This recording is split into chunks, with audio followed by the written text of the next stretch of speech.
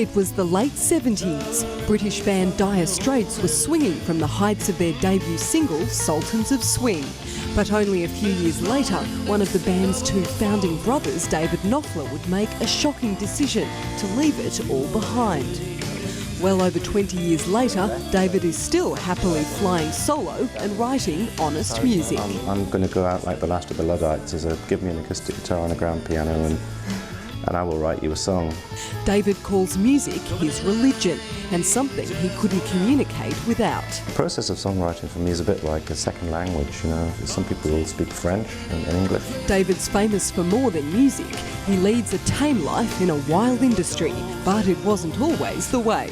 I did the rock and roll thing of listening to music too loud and taking too many chemicals that aren't good for you.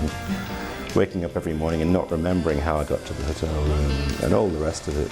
But I was young, you know, in your 20s you can get away with that stuff and survive, live to tell the tale. A few of my friends didn't.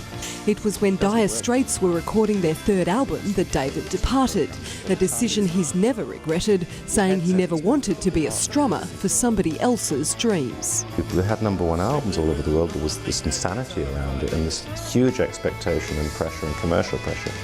And it had turned into a kind of a business operation, really. That's all right. Mark had to make the kind of record he wanted to make, and he didn't really need a democracy for that anymore. And I just felt it was time to go.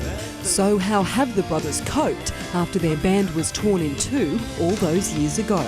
There's still residual fallout to this day, which is bizarre and very strange and very unfair on our families. I would really like to see it put behind us, but whether it ever will be, I don't know. We see each other at weddings and funerals and usual arrangements. And it's a little strange. Hello, David. It's a little strange. But David Knopfler remains as charmed by music as he ever was. I still feel the same way at 54. I walk into a studio and I think, this is just great. Silence, excitement, the sense of drama. It's all just waiting to unfold, and all you've got to do is, you know, plug your instruments in and go for it.